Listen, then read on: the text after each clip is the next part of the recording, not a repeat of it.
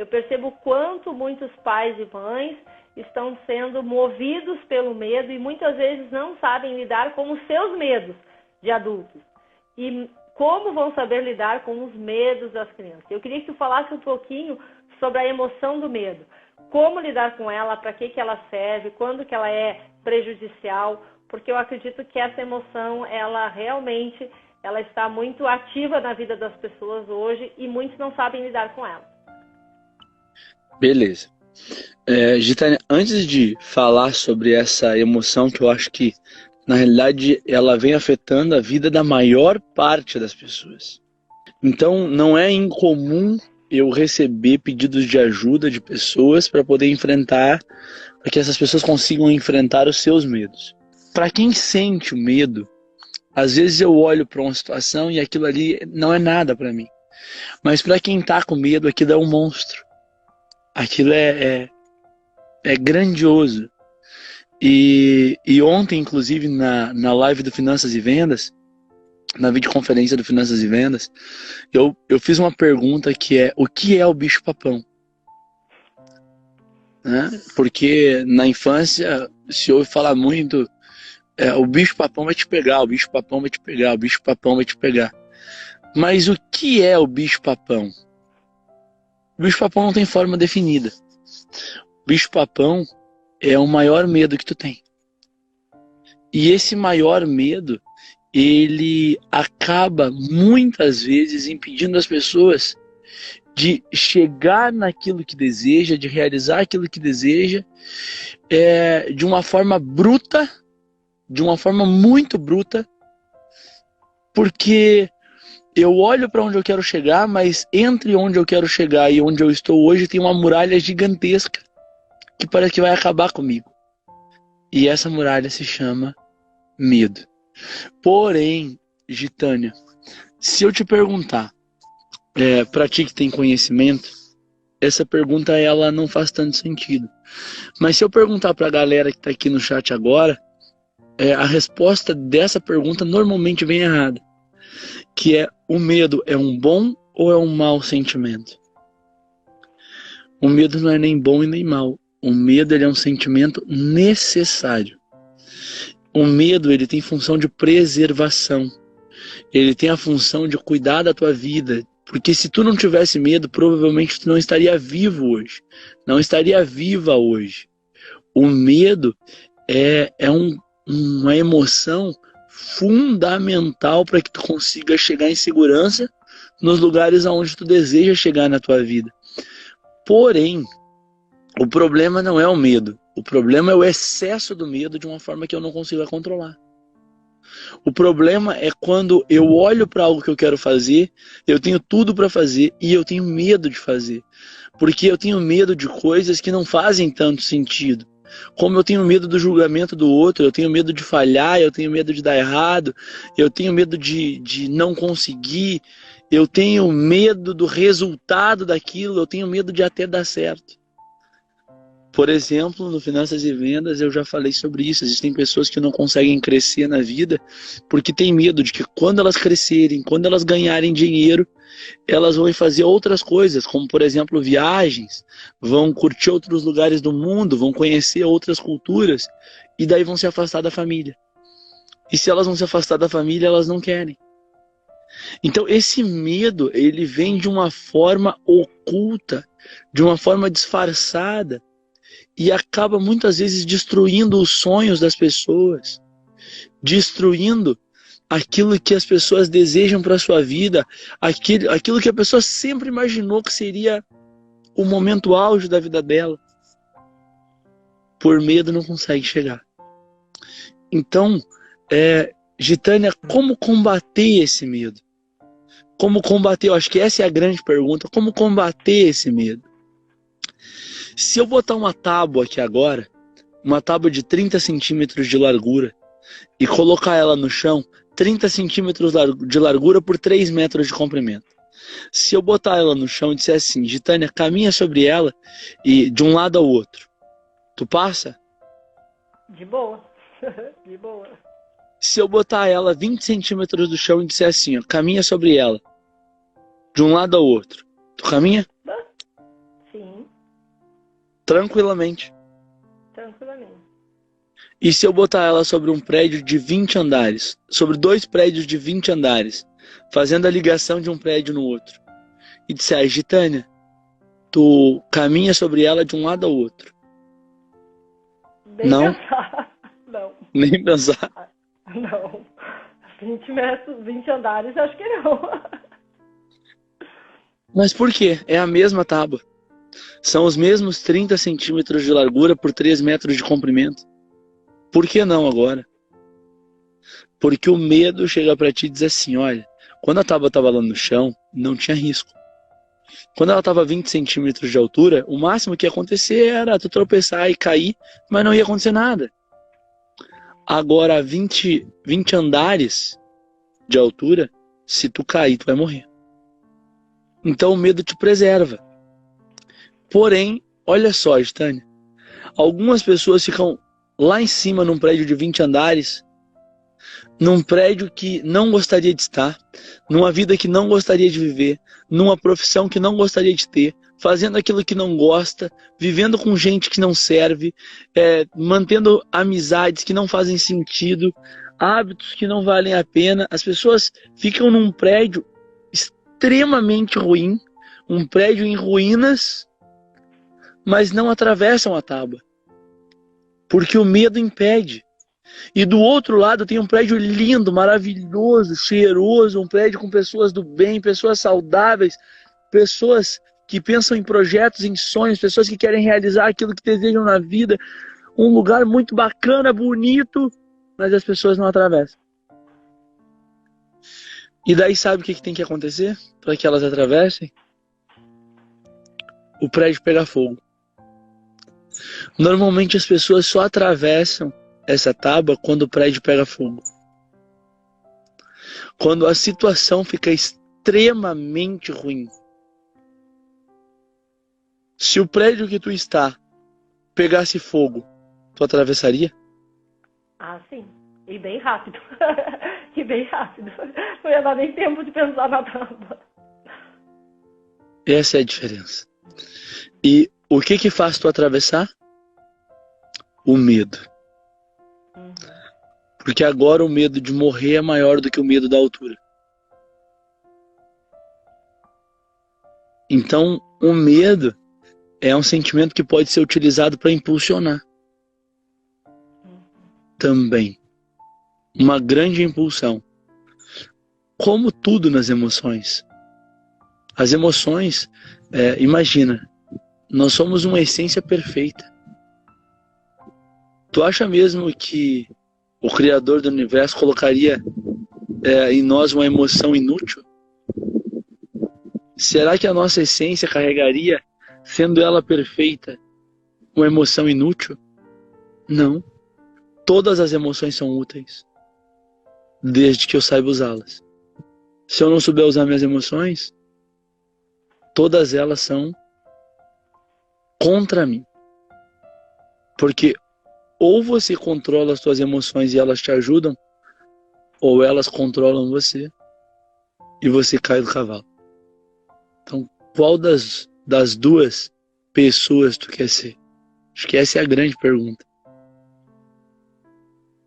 Sim. E aí, Gi? Enquanto tu falava sobre o prédio, eu lembrei de uma outra metáfora que eu fiz há um tempo atrás para traduzir um pouco dos medos que eu sentia quando eu estava diante de uma decisão importante na minha vida. Porque tu sabe, algumas pessoas que estão aqui sabem um pouco da minha história, mas eu não sei se todos sabem, que eu fui funcionária pública durante 23 anos. Eu trabalhei na educação pública do estado do Rio Grande do Sul como professora estadual, concursada com 2 matrículas. E esse prédio não estava legal mais. Esse prédio já estava, já tinha cumprido a minha missão e já estava fazendo parte daquelas coisas que não faziam sentido na minha vida. E eu tinha um prédio lindo do outro lado. Eu tinha a minha missão de vida, eu tinha sonhos, planos para tomar uma decisão de seguir. E o medo me prendia. Qual o próximo passo? Aí eu tomei o primeiro passo, soltei 20 horas, larguei um dos concursos. Mas quando foi a hora de romper, realmente tomar a decisão, o medo fez parte. E eu pensei, como eu vou lidar com esse medo? Consultei minha mente, pensei, refleti e me veio a seguinte metáfora, que o medo é como um elástico. Um elástico novo, ele tem força e ele pode apertar. Mas se eu fizer força e caminhar, se eu estiver amarrada a um elástico, a uma árvore, ele pode, no primeiro momento, ele ter muita pressão se eu ficar parado. Mas se eu der o primeiro passo, eu esgaço ele. Se eu der o segundo, eu vou aumentando o tamanho do elástico. Aí chega um momento na caminhada que eu já caminhei um passo de cada vez para frente, que aquele elástico, se eu soltar, ele já não é mais o mesmo. Ele já é um elástico esgaçado, ele já não faz a mesma força. E foi o que eu fiz. Eu comecei então, eu tomei a decisão, dei o primeiro passo, o segundo, e fui expandindo o elástico. Quando eu percebi, a minha força estava maior que a do elástico, e o elástico não fazia mais pressão, não me travava de dar o próximo passo. Então eu sou uma pessoa que lidei com muitos medos, e esse de dar o passo e atravessar a tábua foi recentemente, há 1 ano e pouco, 2 anos atrás. Então acho que é bem isso. Se eu ficar parada, o medo tem força. Se eu me movimentar, eu tiro a força do medo e começo a exercitar a minha força.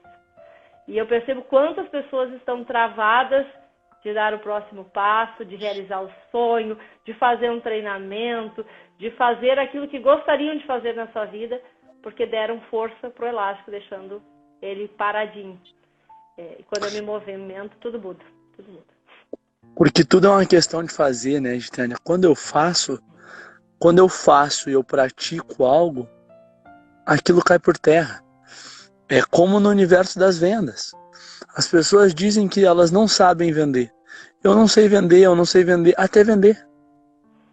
Recebi uma ligação hoje de manhã de uma pessoa que disse assim para mim: William, eu sempre pensei que eu não era uma vendedora. Eu sempre, inclusive, disse para todo mundo que uma das coisas que eu mais tinha dificuldade na vida era de vender. Mas eu descobri que eu sou uma vendedora sim.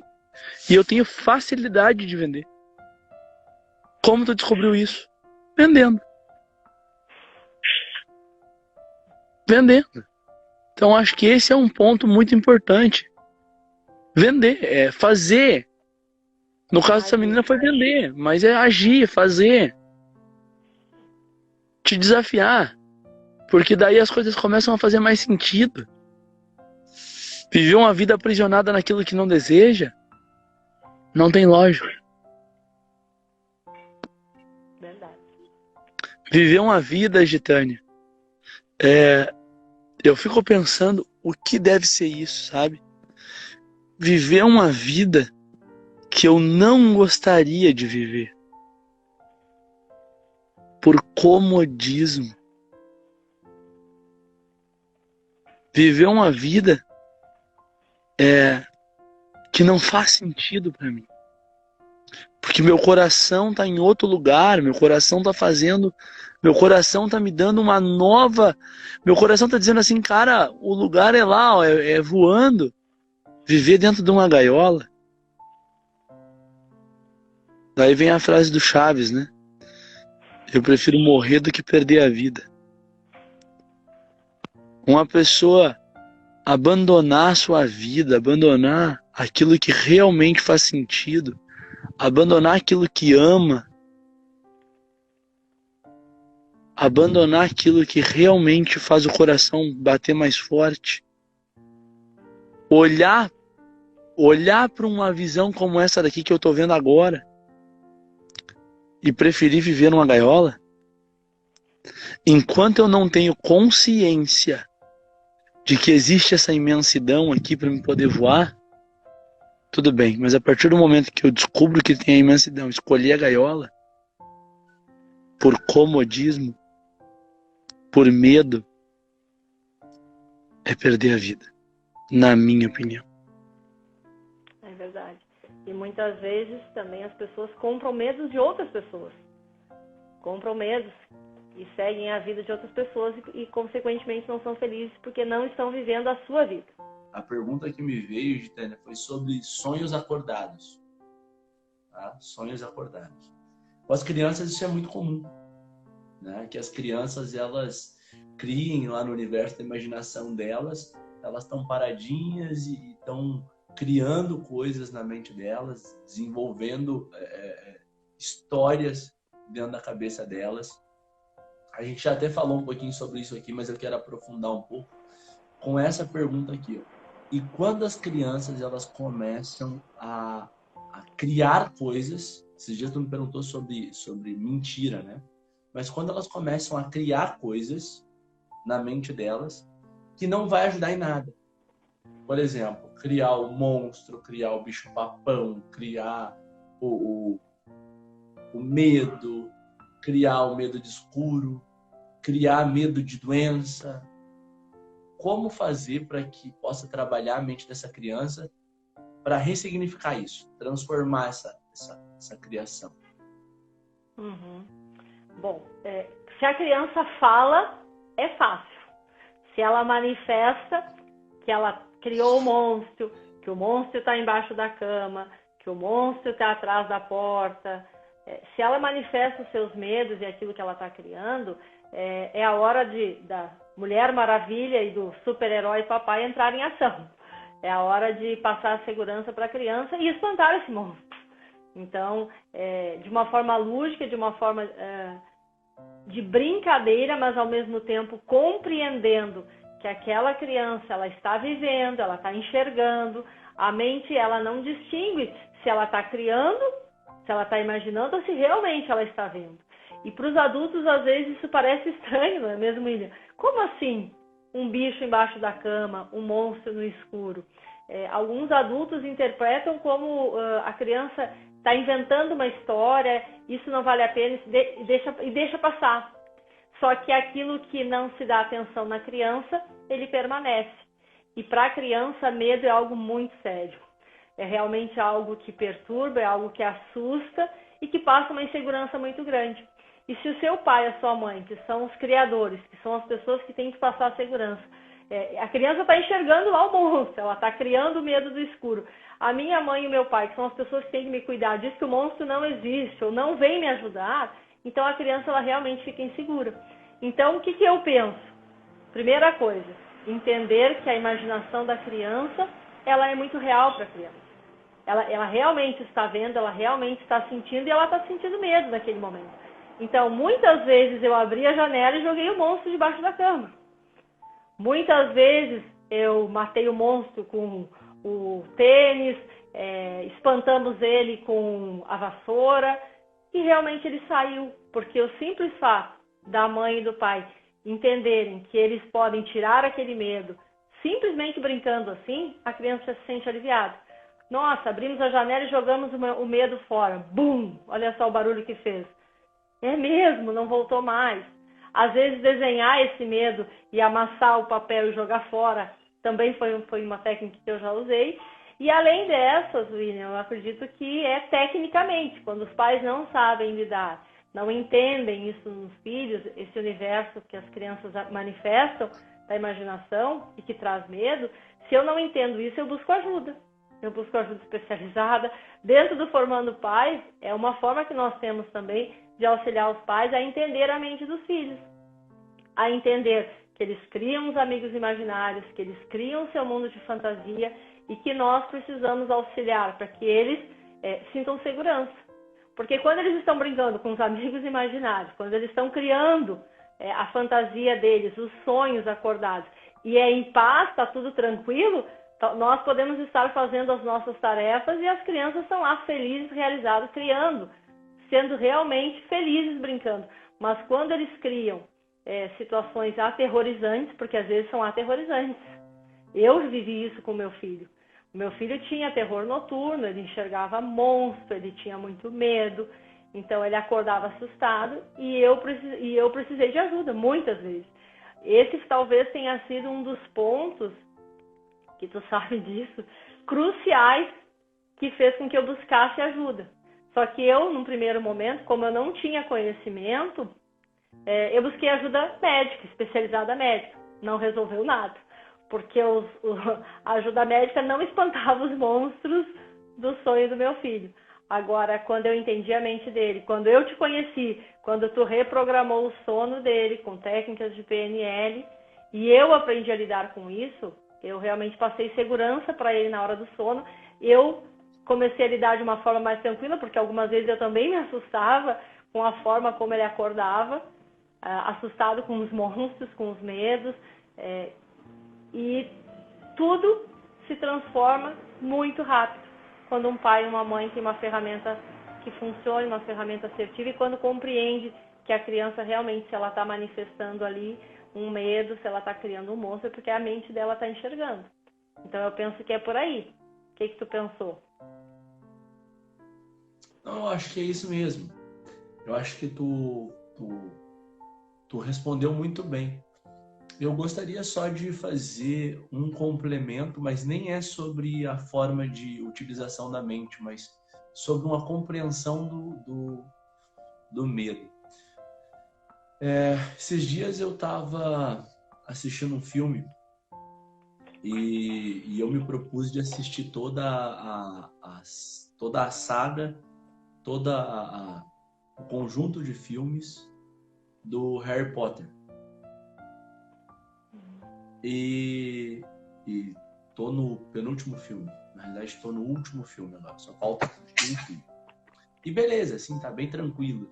Uma coisa que eu aprendi assistindo o Harry Potter foi o conceito de bicho-papão. Tu sabe o que é o bicho-papão? Bicho-papão? Eu conheço, o bicho-papão que eu sei, que eu conheço, é um monstro que alguns pais, alguns adultos só assustavam as crianças quando querem que ela não faça alguma coisa. O bicho-papão vem pegar, ele vem e come a criança. Esse é o bicho-papão que eu conheço, da literatura. Não sei se tem outro sentido. O teu bicho-papão come as crianças, então. Sim. Pega, assusta, come. Eu pensava que comia quando eu era criança. Papão, né? Entendi. Ele vem e papa. Entendi. Na realidade, se parar para pensar, o bicho-papão ele é um bicho abstrato que ele se molda na cabeça da criança do jeito, fazendo referência àquilo que ela mais teme. Então, para algumas crianças, o bicho-papão vem e mata. Para algumas crianças, o bicho-papão vem e assombra. Para outras crianças, o bicho-papão vem e grita e perturba o sono. Então, para cada criança, utiliza-se o seu formato de medo para poder adequar o bicho-papão. Qual é a coisa que tu mais sente medo? Eu sinto medo... É muito comum nas crianças de assombração, dependendo das histórias que os pais contam. Tá? Conheço muito adulto com medo de assombração. Esse é o bicho-papão dele. Entendeu? O bicho-papão é aquele medo que vem num formato que a pessoa nem faz ideia, mas o medo tá ali. Aquele é o bicho-papão da pessoa. Tem gente que tem outros bicho-papão, outros bicho-papões. Não sei se seria assim plural, mas consegue me entender? E eu achei isso muito legal, porque eu achei isso muito legal, esse conceito, porque eu sempre pensei que o bicho-papão era um bicho. Né? Era um bicho, eu achava que esse bicho-papão era um bicho. Daí um dia eu estava assistindo um desenho e eu não tinha medo do tal do bicho-papão. O desenho que eu estava assistindo era um desenho que passava na TVE, eu acho, que tinha um bicho cor-de-rosa. Ele era todo cabeludo, assim, eu não lembro qual é o nome daquele bicho. Ele era um bicho cor-de-rosa, era todo cabeludo, tinha a boca verde. Eu sei. Uhum. Isso é do tempo, né? Isso é lá no tempo passado. Lá no tempo passado. Eu acho que o nome dele era Papo. Alguma coisa assim, mas eu também não lembro os detalhes. Mauro. Era alguma coisa assim, tá? Era alguma coisa assim. Acabou que era bem grande, olhei... muito cabelo. Exato. É esse? Exatamente. Então é o mesmo. É o mesmo, né? E daí eu olhei para aquele bicho e digo, cara, isso deve ser o bicho-papão. Mas eu não tenho medo dele. Então, o bicho-papão sempre foi algo que eu particularmente não tive medo. Mas lá no Harry Potter, que é uma série que busca dar algumas aprendizagens, não são muitas, mas busca dar algumas aprendizagens, uma coisa que eu aprendi lá foi esse conceito de bicho-papão. O bicho-papão é aquilo que mais te assombra. Então, a pergunta o certo não seria o bicho-papão vai te pegar. Qual é o bicho-papão que vai te pegar? Entendeu? Qual é o formato do bicho-papão que vai te pegar? Porque tu sempre tem um bicho-papão. E a criança tem muitos. Muitos. E o que eu ia falar, assim, ó, que a nossa literatura infantil cria muitos bichos-papões para as crianças. E os pais inserem, inclusive, não sei se aconteceu contigo, mas faz parte da minha história, as cantigas de ninar que assustam as crianças. Tem a Cuca do Sítio do Pica-Pau Amarelo, a Cuca vem pegar. Depois, quando o Sítio do Pica-Pau Amarelo virou um desenho na TV, a Cuca era muito bonitinha. Eu também não sentia medo da Cuca. Ela era uma rosa, aquele monstrinho, não passava... Olha o que é um mapa de uma pessoa. Eu cresci dando uma padaria, né? A Cuca não era um monstro. E daí a mãe cantava esse troço pra mim. Não, a Cuca vem pegar. A Cuca vem pegar. E eu digo, mas tá tudo errado. Tá tudo errado. Deveria ser Nana Nenê, que alguém vai vir pegar a Cuca. Ai, essa foi muito engraçada. Mas é verdade. Eu nunca tinha pensado que o filho de padeiro não ia poder ficar com medo da Cuca. Eu não tinha como ter medo da Cuca. Eu fiquei pensando, mas que raio de Cuca é essa, né? Que as pessoas... A Cuca vem pegar, mas uma Cuca... Eu pensava numa Cuca com farofa por cima e pernas. A Cuca vem pegar. Que coisa boa. Nossa! Exatamente. Que interativa essa Cuca. Então, o que acontece hoje, Tânia? Eu acho que por isso que eu não tinha medo das coisas, né? Porque a Cuca não botava medo.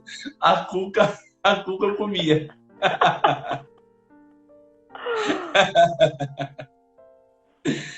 Então, acho que isso é uma coisa muito, muito, muito importante. Muito importante ter essa consciência, sabe? De não gerar isso nas crianças. Porque se ficar gerando medo nas crianças, com o tempo, isso só vai prejudicar elas. Com certeza. É o bicho de cima do telhado, o boi da cara preta. Quantas cantigas de ninar colocam medo nas crianças? Agora, o boi da cara preta também não tem medo. O boi da cara preta eu laçava. Tá explicado. Não, nenhum dos monstros. Tá, mas tu gostava do Chaves. Aqui a Ludivane disse que ela tinha medo do abominável Homem das Neves, que falava no Chaves. Tu sabe, Ludivane, eu também tive medo desse troço. Só que eu raciocinei assim, digo, mas aqui é sempre um calorão, não tem neve, ele não vai vir pra cá. Né? É verdade, eu tinha um medo desse abominável Homem das Neves. Uma vez eu lembro que eu tava lá assistindo, era no Chapolin, né? No Chapolin, o abominável Homem das Neves. E eu tava assistindo lá no Chapolin, Abominável Homem das Neves. E graças a Deus, graças a Deus. Graças a Deus que aqui não tem neve. Porque do Chaves tu ia ter medo. Esse tu ia ter medo se aparecesse. Não, tu quer ver o que me deixava com medo? Tem um desenho do Chapolin que tem uns duendinhos pequenininhos que aparece atrás dos móveis. Galera aqui vai lembrar dos duendinhos aqui. Coloca aí, ó, eu lembro dos duendes. Então, aqueles duendes malditos, eu digo, bah, eles são pequenininhos. Mas isso, no mínimo, deve fazer um mal para as pessoas. Na minha casa tinha sofá grande. Agora também tem um sofazinho aqui na sede do Instituto, né? Mais ou menos. E ali cabe um monte de duendinho. Um monte de duende. E eu pensava assim, meu Deus. E aqui, se ele se esconder atrás desse sofá. Então, volta e meia, eu tava chulhando atrás do sofá para ver se não tinha os duendinhos. Então, essa é a questão, sabe? Cuidar com a imaginação da criança para que ela possa alimentar a mente dela com coisas boas. E não com medos. É verdade. Isso acontece com alguns pais que não percebem, porque passa de pai para filho. Essas cantigas de ninar são históricas, são da época da minha avó, quase, algumas delas. Nas escolinhas de educação infantil, eu vi que a Cláudia Eise colocou que as crianças, as meninas se assustaram na escolinha com um monstro, alguma coisa assim, foi difícil tirar o medo. Então, ficar muito atento ao que as crianças estão acessando, as historinhas, os livros, porque dali vem muitos monstros. E nós temos que vestir a capa aqui do super-herói, da super-heroína e espantar todos esses monstros. É a nossa chance. É a nossa chance de assumir o papel de super-herói. Realmente, porque se existem os monstros, existem os heróis também. E também de trabalhar com as crianças, eles também podem vestir a capa do super-herói, eles também podem botar a pulseira mágica e espantar os monstros. Porque muitas vezes nós estamos juntos com eles para ajudar, mas outras vezes nós não estamos. E também a gente tem que criar estratégias para que eles se defendam dos monstros também. Então, a pulseirinha da força, a capinha do super-herói, eles também podem, a espada, isso tudo dá força para as crianças também, para que eles vençam. Eu vou usar, tem uma música... Tem uma música que diz assim: São Jorge, por favor, me empresta o dragão. E eu tenho uma mãe do Formando Pais que toda vez que ela vai tomar banho com o filhinho, que ela tem um ano, ela canta essa música e ela já combinou com ele que quando ele precisar, ele vai pegar emprestado o dragão do São Jorge para espantar qualquer monstro, para espantar o vírus do coronavírus. Então, assim, ó, ela me contou e eu achei muito legal, porque agora a gente já sabe, qualquer coisa, pegamos o dragão lá do São Jorge e espantamos os monstros. Eu teria medo do dragão, ela usou o dragão para espantar os monstros, queimar os monstros lá com um foguinho. Eu também usava muito de dragão. É isso aí, é isso aí. É isso aí, é isso aí.